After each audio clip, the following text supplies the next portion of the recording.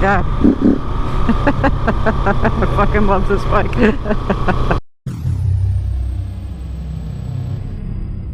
So after like a decade of drooling over the KTM 690, look what I've got! I'm on my dream bike. I need the downshift. Whee! I'm on my dream motorcycle, bucket list checked. It's everything I thought it would be. Ever since, so I bought it last week. I traded in the XT250, and I've been riding, as you guys, some of you know, since 2008. Well over 100,000 miles under my belt. And my last bike, well, I had the T-Dub, and that was stolen. And then I had the XT250, and I'd had bigger bikes in the past, but my last two bikes were practical, economical, small, versatile, unless you wanted to, like, you know, ride to a different county or something. Then they weren't so versatile. But anyway, but they weren't like thrillers, you know. I mean, I rode the piss out of the XT. That poor bike. I rode it. So it is fun to ride a slow bike fast, but it's also fun to ride a fast bike fast.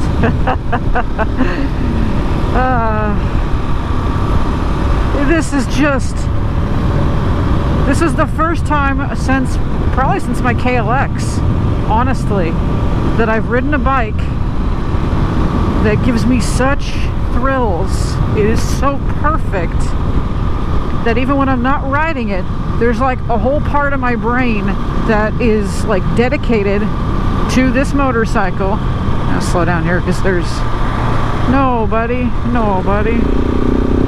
Thank you. Okay, I should actually ride. It is a twisty road. So there's this whole part of my brain that is just constantly screaming, motorcycle!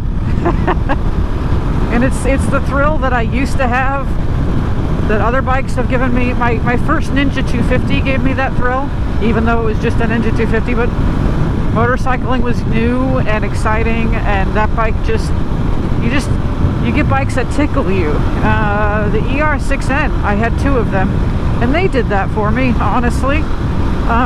They were fun little bikes, but even they were like, I don't know.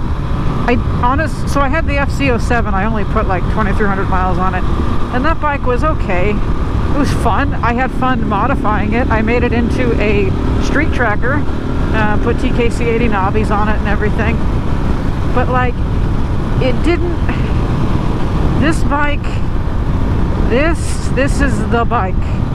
This is everything that I loved about the KLX, and everything that I loved about the ER6N. Which was, what I loved about the KLX was the agility, the suspension, the way that it handled the geometry of it, the torque curve. It was a single cylinder, right? And what I love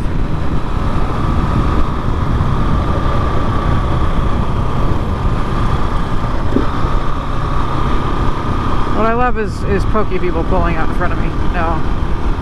But what I loved about the ER6N was the power of a 650 compared to the KLX, you know? Well, thank God. If he hadn't pulled in front of me, I would have been going faster, and that car might have turned left in front of me. So, serendipity. Thank you, Lincoln. You saved my life. Maybe. We'll never know. Butterfly effect. Oh my God. But this bike has all the torque and power of the old ER6N. More, actually. I think it has more power. I'd have to look at the stats. Bummer, man. I would have made this green light, though, if I didn't get smashed by that car. Oh. You're just gonna... Okay. Well, fine. My turn. That was a terrible shift. I'm still learning I've never had a hydraulic clutch before. And, I'm pretty decent at shifting. You don't normally my shifts up and down are so smooth you can't feel them. Not that you would ever know. I don't take passengers usually, but and that comes from riding small bikes where I have to shift a lot. I put a lot of, most of my miles are on the Ninja, the ER6N and the KLX. KLX I put 53,000 miles on before I sold it, a little more than that.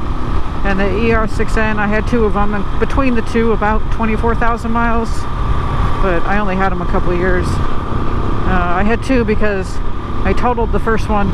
I low-sided it and it would have been fine, but it slid into a curb and flipped, and when it flipped it dented in the frame. I was like, because I was fine and the bike was otherwise fine. It wasn't rideable because it hit that curb hard enough it bent the wheel too and broke the front wheel.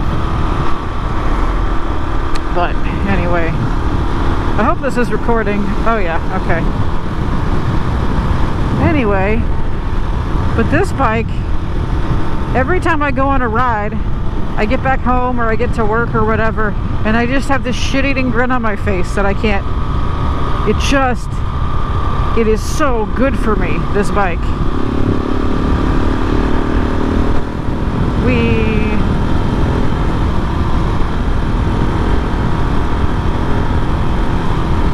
And I love it.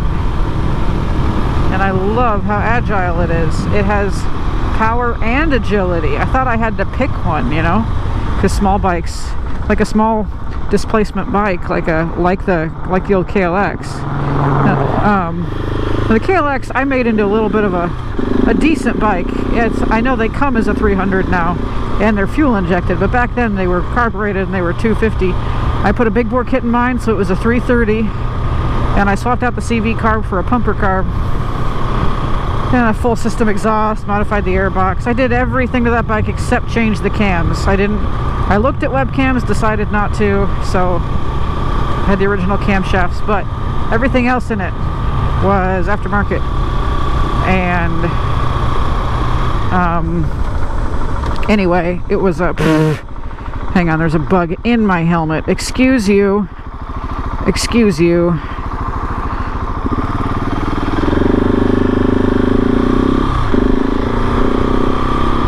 Let me get this bug out. Ugh. Anyway.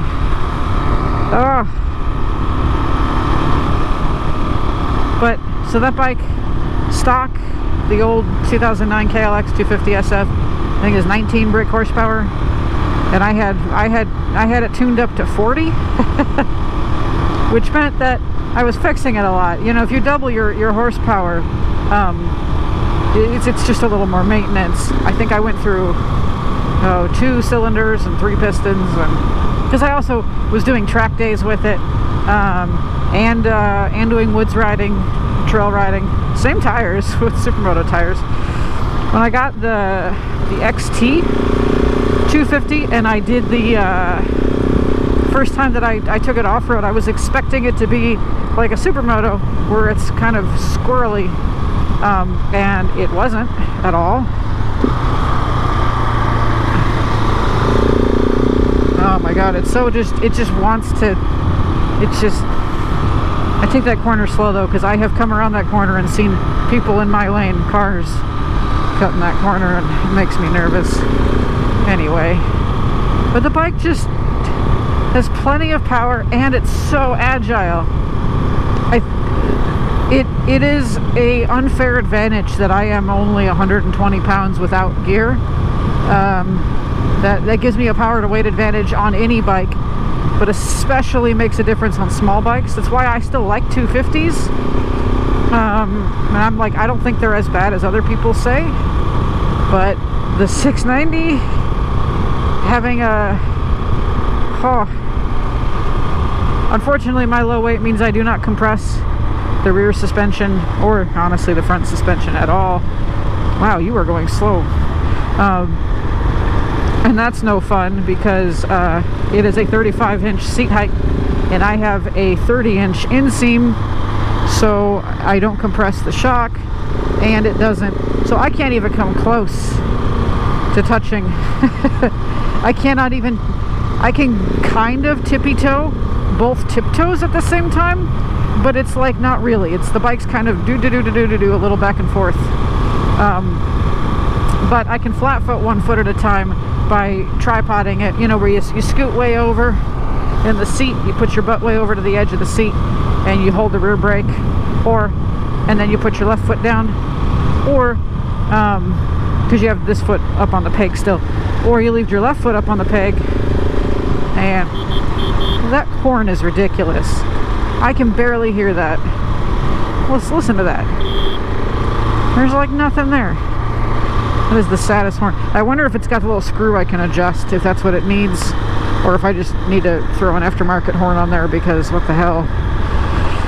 Anyway, lots of blind corners here and driveways, and you know, people get delivery packages now. Everybody orders shit online, so there's a lot more Prime trucks and UPS and FedEx, so you just, and all these driveways. And then this spot here, this intersection that they don't even tell you is there, and I've seen people turning and I'm like, whoa, you come around the corner and there's some guy in a big ass truck turning and left and right in front of you.